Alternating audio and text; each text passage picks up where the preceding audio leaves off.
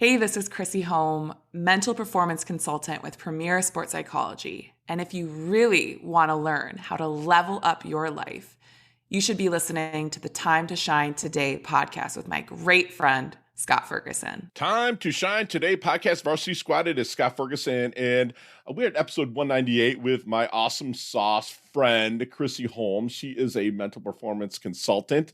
She actually works a lot with the Minnesota Twins. She helps athletes attain peak performance. But she can also help just kind of an everyday Joe as well, stay mindful, stay in the moment, break out of slumps, and she'll tell us to pay attention to our emotions and just really be mindful and present. So without further ado, here's my really good friend, Chrissy Holm, who helps athletes and coaches develop their leadership and resiliency skills. Let's level up.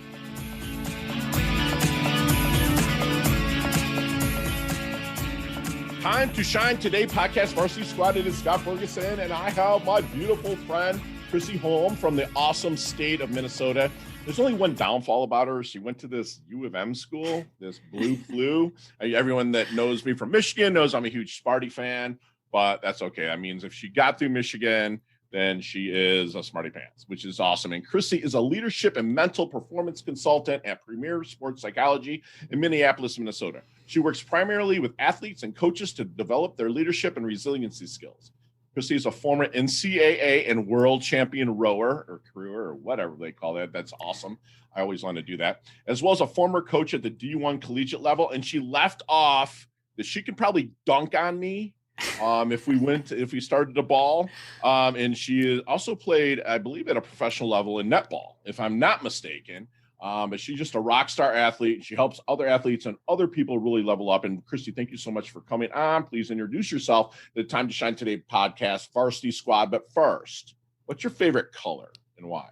Ooh, favorite color is purple because it is a sign of royalty. And I'm always looking, royalty, man. Yeah, I'm looking to get at that level, right? So. You know what? Athletes that have excelled like yourself, purple is almost 100% their color. There's a method in my madness for asking purple, the color, because, one, I can get a feel for the person when they say their color. And also, two, all of your marketing will be built around the color purple, which you'll see when it rolls out. At least it's not maize and blue. I'm good with that. But no, seriously, purple is a mix between the cool blue and the fiery red, and most athletes have that in them. So I knew you were going to say purple. I actually had a bet with my man, Donnie, my producer over here. I'm like, this girl's going to say purple, which is awesome. So let's get into the origins of, kind of growing up, Chrissy Holm, which I had her mom, Ann, on, I believe, in episode 140. And then her mom was gracious enough to introduce me to Chrissy. So let's get in the origins of Chrissy and let's level up and move forward. Sure. That sounds great. Let's see. So I was born in Minnesota, grew up, played all of the sports under the sun. I think the only sport I didn't do was like horseback riding. But as I grew taller, kind of funneled into basketball. And so that was my main sport in high school, was going to play at the collegiate level. And then end of my senior year of high school, I felt like, I kind of want to be a student. And I'm a third generation Wolverine. So not just a Wolverine, but a third generation Wolverine. You got a legacy to live up to. Got a legacy, yes. And so Michigan was always my dream school. And I felt like, to get the most out of it, I want to be a student. I want to be really engaged. So decided, okay, I'm not going to go for a scholarship. And after my time spent coaching and really recruiting, I don't know how my parents, let me leave the house after making that decision. But went in with a fresh, clean slate going to Michigan. And after my freshman year, I had joined a sorority, which was great, but wasn't as engaged maybe in the Michigan experience as I had wanted. And so decided that my sophomore year, I was going to walk onto the rowing team. I really wanted to be like part of something greater than myself. It's in my blood. And so rowing gave me that opportunity to really push myself to that next level. And I would say that's kind of always been my calling card, is like, let's see what we can really take to the next level and run with it. So rowing was that sport for me, and ended up, like you said, having a lot success Yeah. on the rowing team, learned a lot about myself, but really that's how I got into sports psychology and that really piqued my interest. I know you mentioned having my mom on the show. Shout out to Anne, Queen Anne, as she likes to be known. Love it. Love it. But she has a background in life coaching. And so I was always fascinated with the mind, with performance. And I would say in my rowing career, I had both really high highs, and then I had a year of difficulty and challenges. And I think I really got in my own way. That imposter syndrome came up, and that was really when I had to go in and decide, okay, what do you want to do moving forward, and how can we learn from this and keep pushing. So sports psychology was it for me. I went on to get my master's in sport and exercise psychology from Brunel University in London, which is where I played netball, which is There you go. probably the only sport where we play in dresses. Yeah. So that was a big, like, all right, here we go. But it was kind of fun to tie in similar to basketball, and ultimate frisbee are kind of like the two sports that they would come together. There's no dribbling in it, No right? dribbling. Okay. Nope, you run with the ball. And it was fun to kind of come in as the American. I played goal shooter, and where all the girls from the UK would, stand on their tiptoes, wouldn't even jump to shoot the ball. And here I am, like, doing a jump shot and, dunking a couple times. I won't do it today, but there's no backboard, right? I mean, no backboard. So if you miss, you miss. It's like not even a brick. I mean, it's not, like yeah. So Chrissy, it's out of here. With you, did I hear right that you kind of took your senior year off from sports in high school? So I kept playing basketball, but just decided I don't want to go for that scholarship. I don't want to continue playing. Yeah. Gotcha. What did your parents think about that? I think my dad cried. It was maybe the first time I've ever seen my dad cry. Oh no. But my mom, the enthusiast as she is, kind of let me have that experience and was supportive. And I think had they forced me to pursue basketball at that level, I don't think I would have enjoyed it. Wouldn't have enjoyed it. Freedom is definitely a big value for me. Right. And so, yeah, I really appreciate them kind of stepping back, swallowing that one and letting me figure it out. So and ultimately, I think it ended up really well. So you're in a sorority, you're Greek. So, but I bet from what I'm hearing, you probably missed out on competition because you don't really have much of that within the sorority, right? So that's where you kind of was like, you got a competition bug maybe and went out for the crew or rowing team. Yeah, I think where those two, rowing and sororities, I was in Sigma Kappa. I think where the two really met was and found their sweet spot was at the Michigan Mud Bowl, which is where it's flag football, and I was quarterback. Okay. So I'm running, I'm like skidding in the mud and really taking it to the next level. And they're like, who is this girl? What is she doing? She's a beast. Yeah. Like, awesome. Where did she come from? And why is she taking this so seriously? But that's always fun in my nature. I'm like 110% all the way. Love it. So what do you think makes a great mental performance coach or consultant? Good question. I would say the ability to really connect with an athlete, with a client, and get in their shoes, get in their head, really understand where they're coming from. I know that that's something that I've had to learn. Kind of a hard lesson I had to learn was that it is really important to come in, to get to know whoever you're working with and not just shove all these skill sets down their throat. If they're not ready for it, they want to be coached kind of where you give them the tools in a sense, but they've got to perform it. Right. I mean, so they're kind of taking over where like you don't see Belichick or someone like that on the field. You see the actual player. So what is your secret sauce then to helping an athlete maybe find their blind spot so they can excel? Yeah. I love that you brought up self-awareness because I think that's so huge.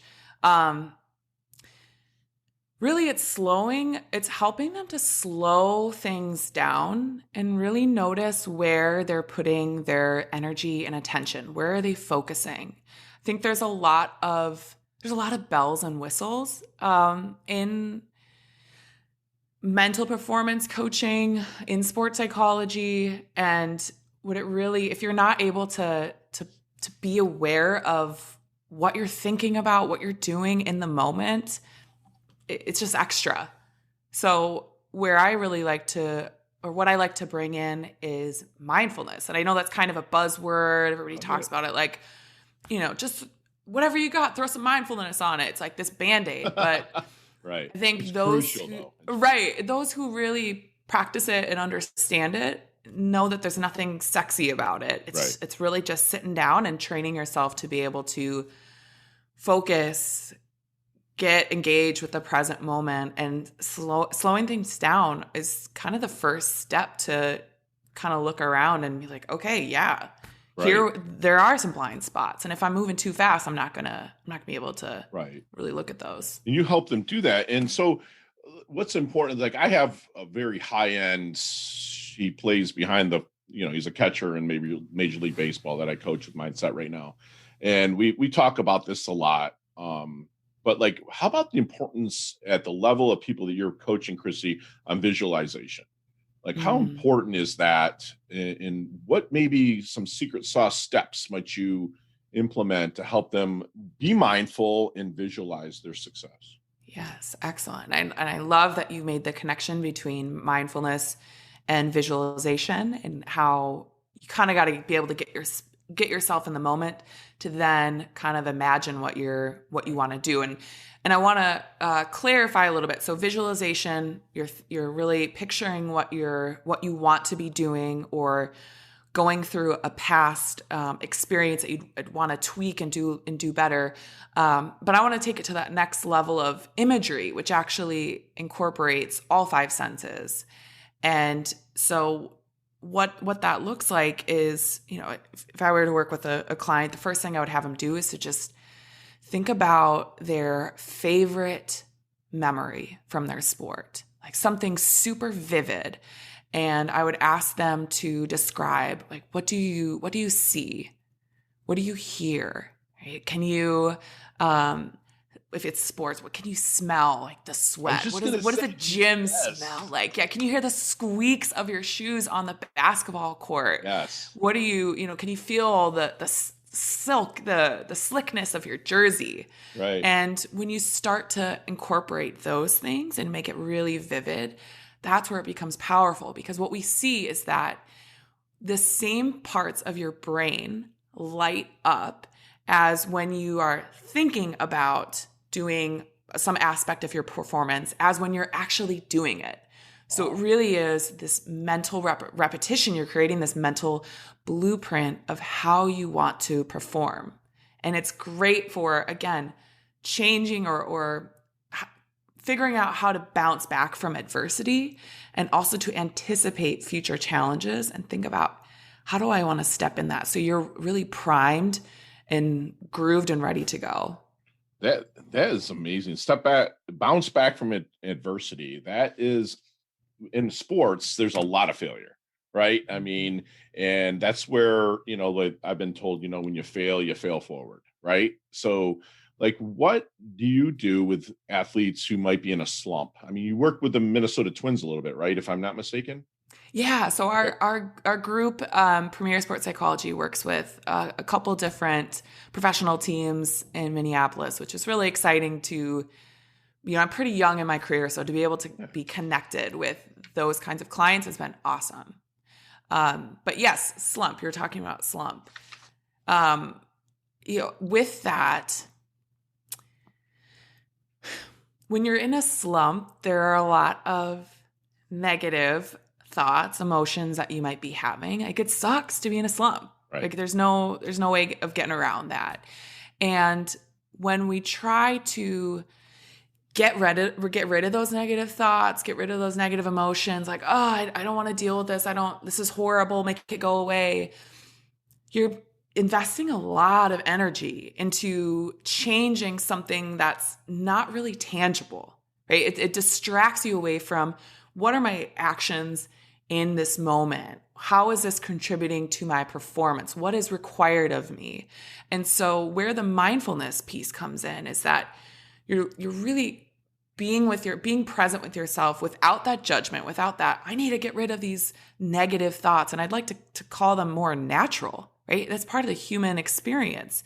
But if you accept them and see them as something, the thoughts and the feelings are just going to come and go, and refocus to the task at hand, what's important now, that behavior happens in the present moment. Doesn't happen in the future, doesn't happen in the past. So I would get them to really focus on what are the specific actions that you need to take to build yourself out of this slump, and along the way, can you accept whatever thoughts, feelings, negative challenges, sensations that come along the way. That is awesome, because you just said basically accept them, to embrace them, to understand that it's going to be part of the process, but be mindful of what you're trying to accomplish. Am I hearing that correctly? I mean, accept it. Don't like accept it and live with it. You accepted it as part of it, but you're still trying to progress and level up. That's amazing advice. So, Chrissy, have you seen the movie Back to the Future?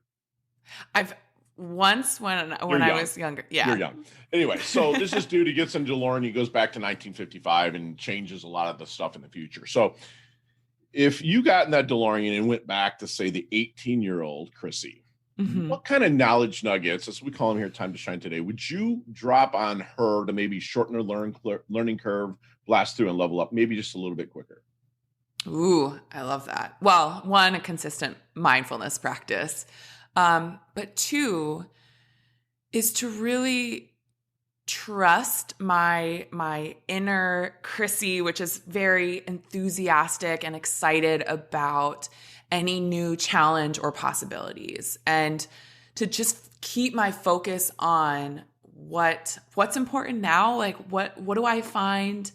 How can I be curious about whatever challenge I'm going through?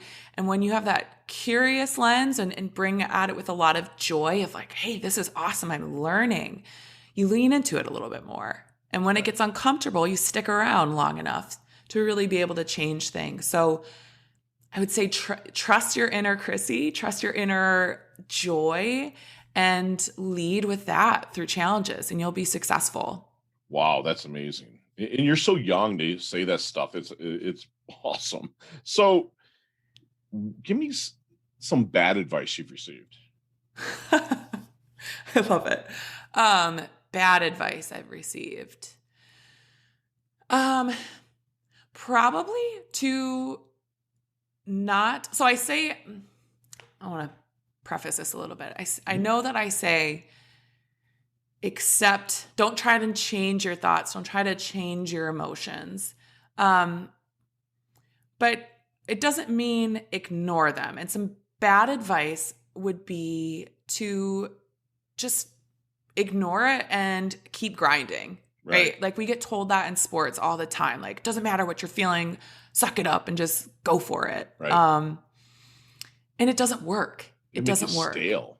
It's stale. Yeah, it's a fast track to burnout.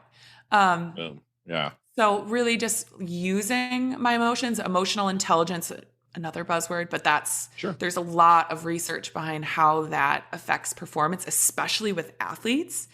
If you're understanding what your experience is, emotions really are signals to tell you to pay attention to something. And that helps you get into the present moment where you can change your behavior. Wow. So how do you want your dash remembered? That little line in between your incarnation date and your expiration date, your life date and death date. How do you want, when it's all said and done, which hopefully it's a long, long time, but when it's all said and done, how do you want Chrissy's dash remembered? I would say I want to be remembered as someone who authentically positively impacted everyone around her. I know I have a little bit, I have a big personality. I come in hot sometimes. No way. And I don't want to dampen that. I think, if I try to be small and to, if I get in my own way, get in my own head, Sure. I'm not letting that shine through. And so trusting that and really using that for good and impacting others and so that they can achieve their best, be their optimal selves. Beautiful. And I want to do that authentically. I want to really do that through connection. Love it. I love it. And so what keeps Chrissy up at night? What keeps me up at night? I think distractions. I think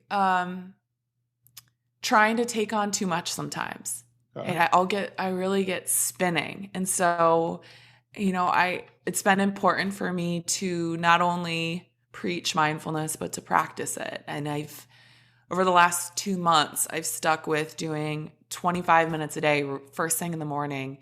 And that's really helped. But when I zoom out a little bit and look at society, it's so easy to be distracted. Sure. And when you're distracted, you are pulled in every which direction besides what's happening now. And so I see in my work and just in my personal life, people who are unhappy because they're either glued to their phones or just caught up in like trying to predict what's going to happen. And so not only for myself, but others, like that's something that gets me really fired up is how can I slow down enough to eliminate or to better handle distractions. Right. Our attention is our greatest commodity, but how can I help others as well? Love that. And you are such a go-giver. And so let's take out our cell phone. Let's take out anything electronic. What are 3 things that Chrissy can't live without? Ooh, let me see what's on here that I can't live without. I have my meditation timer. I use Insight.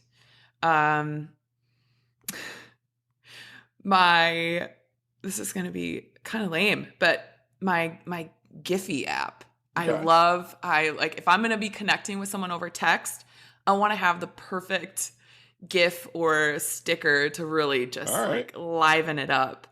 And then I would say Audible. Audible has been the best. Gotta have the knowledge there. Yeah, and I love that I'm a lifelong learner, and I love that it's at my fingertips, and I can be, as much as I don't want to go off on distractions, it is a good kind of multitasking. Love it. And Chrissy, what would your definition of a life well lived be? Ooh. A life well lived would be one that is shared with others, connected with others.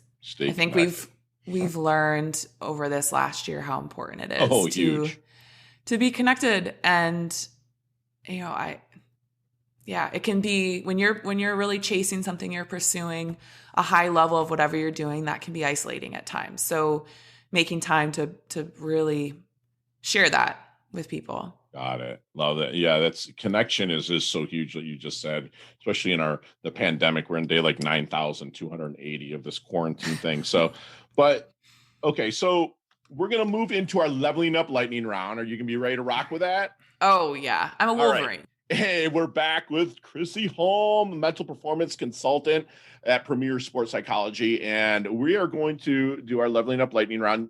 Chrissy, you and I could talk an hour on each one of these topics, but you got 5 seconds and they can all be answered very quickly. Okay. All right. So you ready to rock? Ready to level up? Let's do this. What is the best leveling up advice Chrissy's ever received? Be present. Love it. Share one of your personal habits that contributes to your success.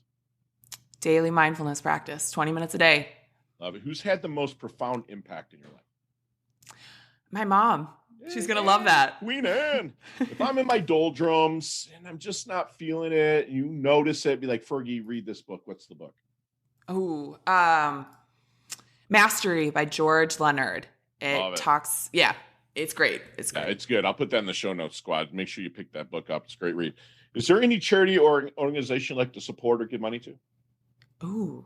Probably